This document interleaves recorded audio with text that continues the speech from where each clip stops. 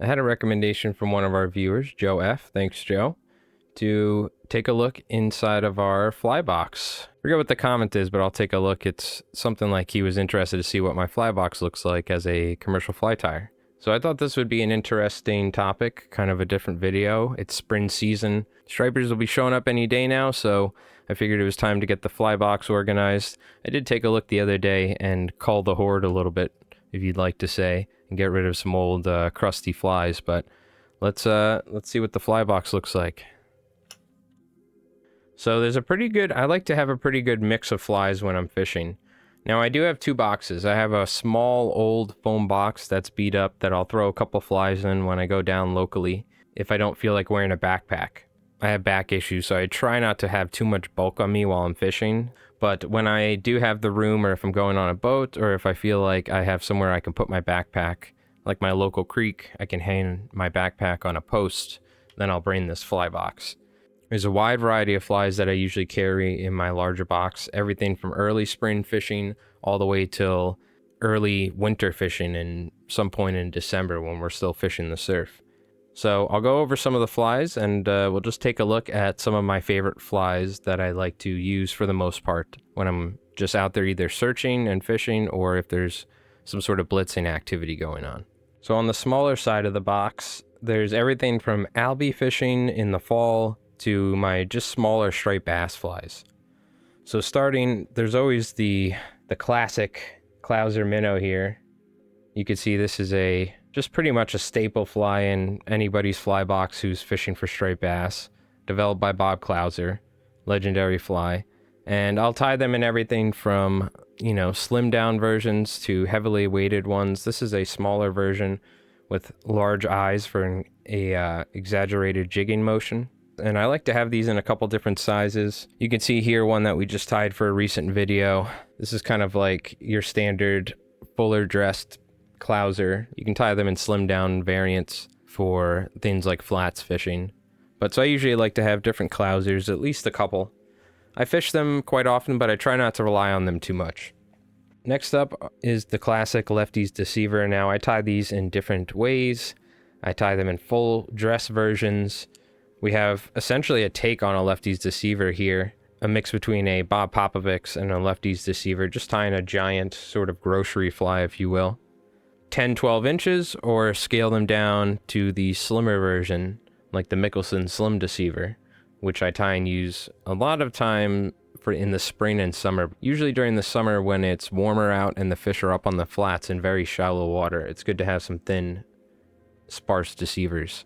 And you can see an older one here that produced pretty well and that I've caught a good amount of fish on. It's kind of beat up, but they're still pretty durable if you use the UV resin heads.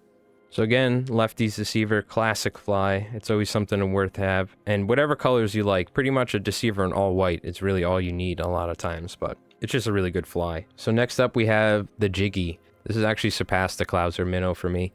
This seems to be better in terms of catching less weeds, and the creek that I fish early in the spring has a lot of munweed and things like that.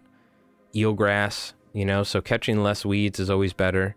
And there's something about the action on this. It just has such an exaggerated jigging motion. So shout out to Bob Popovic's. You're going to see a lot of Popovic's flies in this fly box. Pop Flies was very inspirational, that book, to me when I was younger and taught me a lot about saltwater fly tying in general. So we're going to see a lot of Popovic's flies.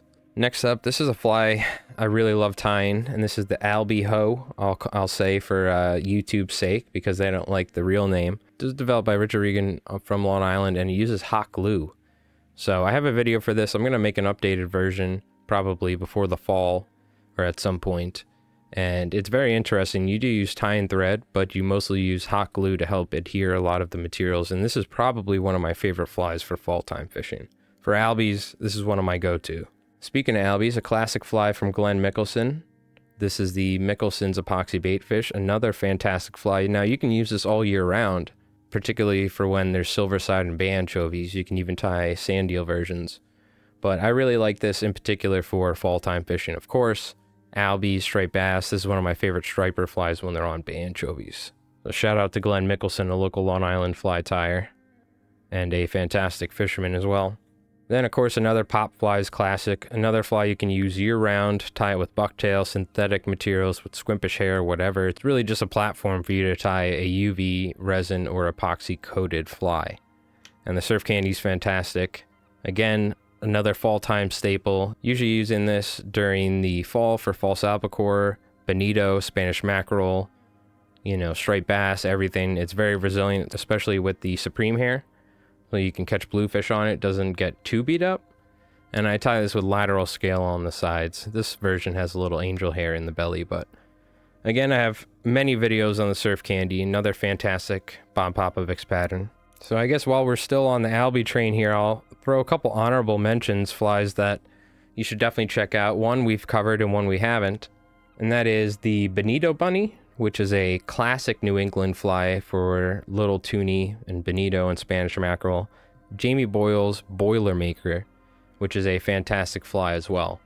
So these are two flies. I've covered this one. I have a video. Again, I needed to do an update on a lot of these because they were filmed many years ago, many moons ago, when I didn't have as good of a camera equipment and editing skills. But the Boilermaker is a lot of fun. This is a great fly, fishing just year-round as well. Same thing, anything with rabbit fur. A lot of these flies aren't particular times of year, but I just find myself generally going to certain flies when certain types of fishing activity is going on.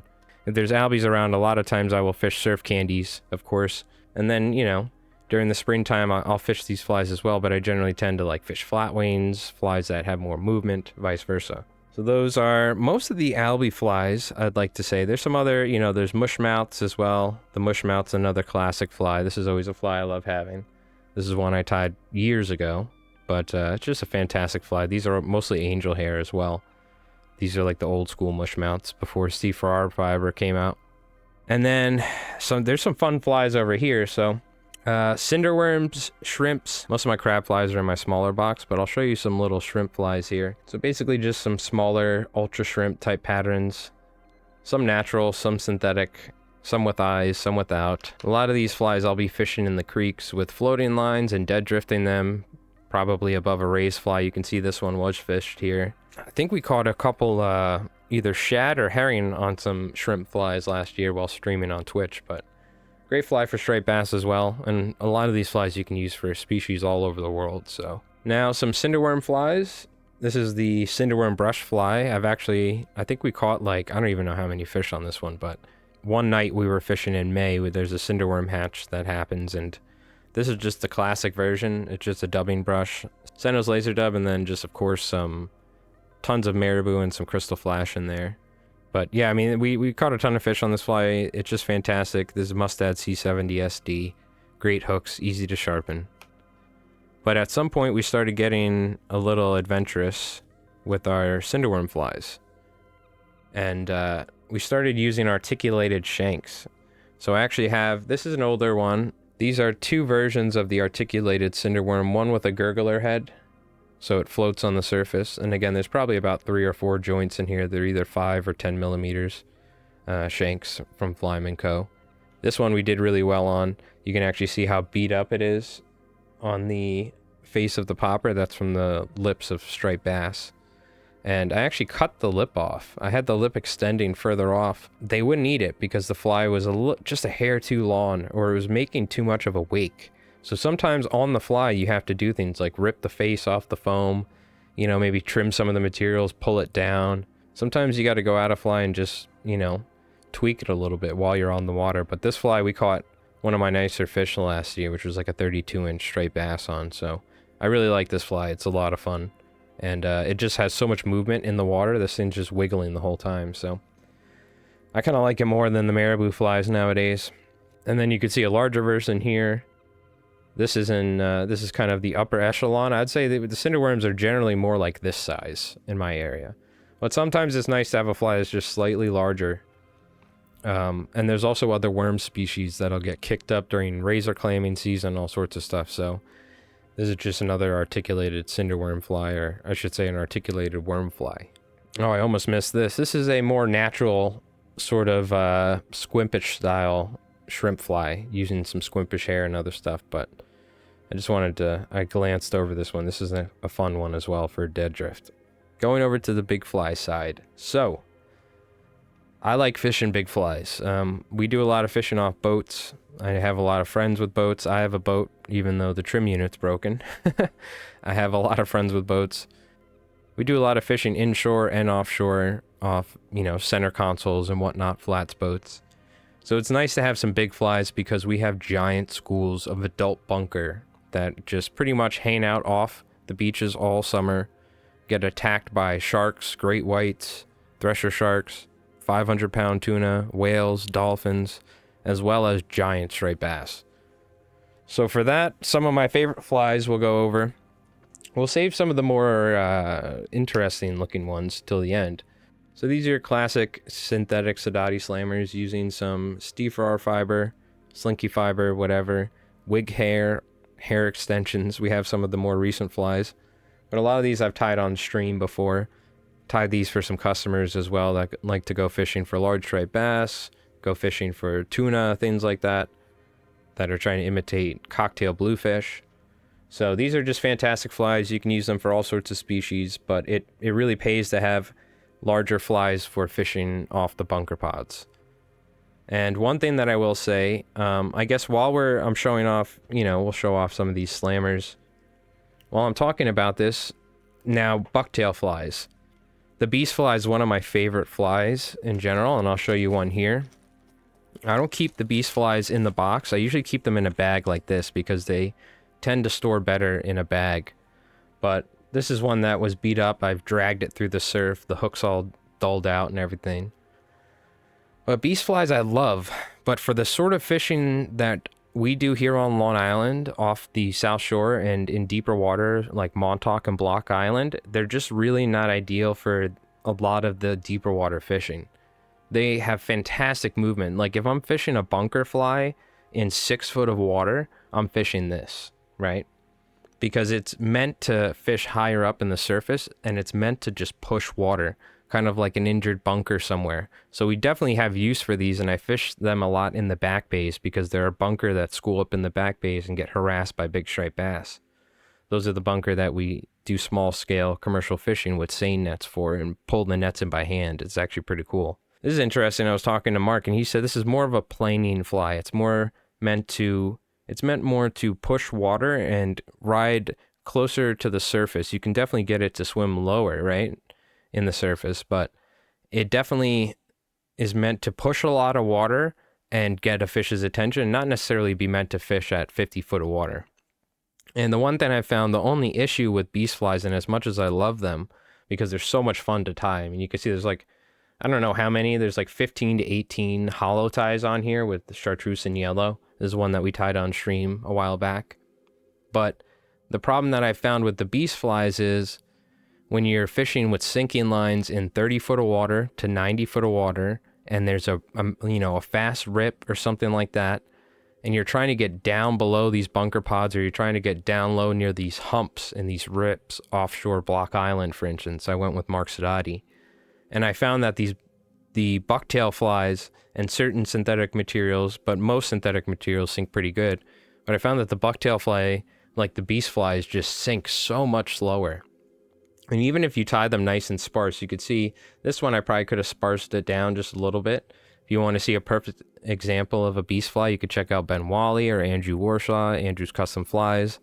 But I just always found, even if I tied them extremely sparse or heavy, whatever, with heavy grain sinking lines, they just sink probably 2 or 3 times as slow compared to the synthetic flies and the lead keel. So, and the problem is I went fishing with Mark off Block Island on his friend's boat, and, and we're going over these humps that are 60 to 90 foot of water with these fast moving rips, these massive rips off Block Island, and it was impossible, even with super heavy fast sinking lines, to get these flies down long enough. By the time we got it over with the drift, the fly wouldn't even be at 80 foot. So that is one of the reasons why I like fishing the slammers. There's something about the synthetic material. These just sink so much better. These sink so much faster. You can actually get down to 50, 60 foot of water relatively easy, let alone trying to get down to 80, 90 foot, which can be very hard in fast moving water. But a lot of times that is where the fish are. They're on these humps offshore in these rips in Montauk and places like that, or under these bunker pods. off the South Shore of Long Island. And it could be anywhere from 15 to, 100 foot of water, but a lot of times you want to get below the pod and try and act like a wounded baitfish that's gotten essentially separated and is vulnerable. So again, the slammers are fantastic. Here's the hair extension one we tied. I can't rant and rave about these enough. I'm going to be tying some out of wig material here soon, and I'll show you. This isn't going to go in the box. This is going to go into my... This is going to go stay here at my house. So this is a fly Mark gifted to me the other day when we went fishing. I was sitting across from him at the Long Island Fly Expo, and I showed him that I had two of his flies, a very large bucktail slammer and an old synthetic slammer. So he knows that I collect his flies, he was saying, and he gave me this large wig slammer, which if I measure real quick, this fly is right at 12 inches.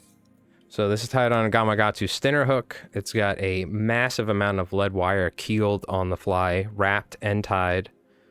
And it's just unbelievable. I've seen him cast this on a 5-weight, like 100 something plus feet, 120, 130. Apparently he did it 150 foot in this recent expo. So just fantastic fly. I love the slammers. I can't rave about them enough. Now, other than slammers, these are, again, flies that I was even ready to throw this for sharks. I think we threw this at a couple sharks that came into the chum slick. But this is just another large fly. This could be a squid. This could be anything. It's got a cone on here. I think, yeah, it's got a... No, okay. Yeah, no, this is all just like mostly squimpish hair, hollow tied. But this is a giant hook. I think this is an 8-odd or 10-odd Gamakatsu SL12S. I think we had a couple sharks grab it, but we didn't hook them. So we usually use tube flies, we learned later on, but again, I'd throw this for like striped bass or something off Montauk. Seeing maybe if they think it's a squid, who knows, right? It's always good to have some different flies. More slammers. This is a very old fly I tied years ago, but this is like my attempt at a blue water mega mushmouth, and this is with the original mega mushmouth, and I think it's even with Softex I used to stabilize it here. Mega mushy, cool fly. Maybe throw it to a tuna, following a shrimp boat or something. And then just a random fly. This is, again, another fly designed for essentially like tuna. It's on a blue water hook. We do have really good opportunities for tuna fishing nowadays, so I'm going to get on somebody's boat and go for some smaller ones, but there's 500-pound bluefin right off the beaches. Too big for me to catch with a fly rod, but one of these days we're going to get some football-sized tuna inshore. Right here, by the way, this is how I start fishing for bluefish, using circle hooks, and then I use a Bob's Bainer head, kind of like this, but it'll have a hole in it, and it rides up on the leader. I'm going to have a video on how to tie this and how to set these up soon. But essentially like a tube fly head, but on the popper head, and you have a circle hook in the back. You can swap out the colors, you can swap out the popper heads whenever you like. Essentially the sort of thing Bob Popovics did for offshore fishing, but I'm doing it for inshore bluefish and using a circle hook for the rear hook. So we'll make a video on this, but you pretty much never kill bluefish ever. You never hook them in the gills, so it's one of my favorite things. I just went freshwater fishing recently, so I'll just show you these real quick. But we got a little frog fly, weedless, with some legs, spun deer hair, essentially a Dalberg diver. I like fishing stuff like this in freshwater, and then this is a fly we tied in the past.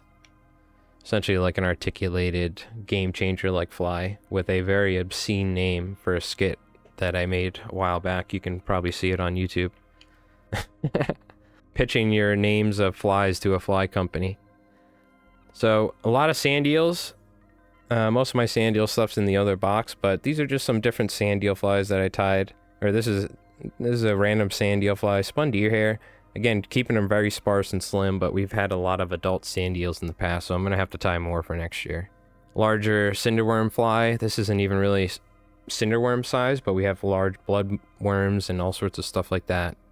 That gets kicked up during clamming season, who knows, whatever. And you'd be surprised what sort of worms you'll see swimming at night if you turn on your headlamp in the estuary, so... Now, this is from a recent video, and I'm very excited to fish it, but this is the Catherwood's Giant Killer. So, fantastic fly, Icelandic sheep and all that, pushes a ton of water, and this was developed in the 50s. Also tied this on the circle hook as well, because I want to try and fish circle hooks for striped bass. Not that I kill many by accident, but there's always the possibility, right? So now, These are fun. Pop lips. I don't ever tie these commercially because they're almost impossible to replicate one for one every time. Each one swims differently. You have to fine tune it. This one actually probably needs a little fine tuning, but I think it had a crazy action to it. They can be very heavy to cast. We'll make a video on these one day. Gunnar Brammer has a fantastic video. I don't think it's the most practical fly to fish all the time, but every once in a while, it's cool to throw a fly that literally swims like a bomber. Like, this fly actually swims like a bomber. It's pretty unbelievable. Bob Popovic designed it to replicate the bomber, which is a classic surf fishing lure for New England and Long Island. I've caught some of my biggest straight bass when I was a kid on bombers. So, like the school bus bomber and all that.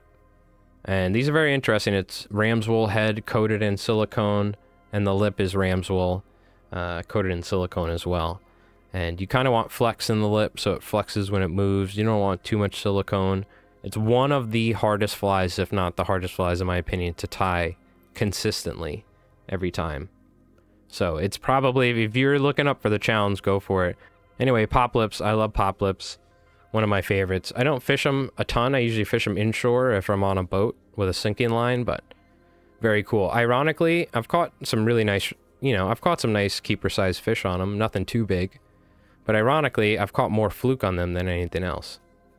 And then there's a gurgler sand eel fly. One last thing is I've been trying out is the howitzer heads or foam popper heads from Flyman Co. They're actually pretty cool. I haven't really fished with them too much. I just tied this late last fall. But I'm going to be trying these out. Usually fish with bangers, by the way. There's definitely flies that are missing from this box that I fish a lot. It's an ever-changing ecosystem in this fly box, especially when you tie as many flies as I do. For live streams, for whatever. Late at night, I'll get an idea and tie something. It's constantly changing, so we'll have to do an update maybe in the fall and see what it looks like then. And I guess before I finish, this is just a cheap fly box. I think I got these off eBay years ago. These are essentially probably some Chinese cheap fly box. Nothing crazy. The main thing with something like this is with the foam, you don't want to get it wet, and you don't want to put flies that are soaking wet in there, especially because we fish in saltwater. So make sure you at least take the flies out and rinse them at some point and let them dry and then put them in, because the hooks can rust. You can see there's little rust spots here and there. So just don't drop it in the saltwater, because these sort of boxes, if you do get them wet, then the hooks can rust. Otherwise, they've lasted quite a while. So you can get the nice buggy box or whatever it's called, the bugger box, something like that. Those are fantastic as well, but this is just a cheap box I got off eBay years ago, and I think I even bought some of my friends a couple as well. But so there we go. There's a look inside my fly box. Again, thank you for the recommendation, Joe F. I appreciate it. And thank you so much to everybody watching this video. We have new fly tying videos coming out every week, live fly tying as well. And we have early access for members. So thank you again, and until next time, we'll see you again. Tight lines.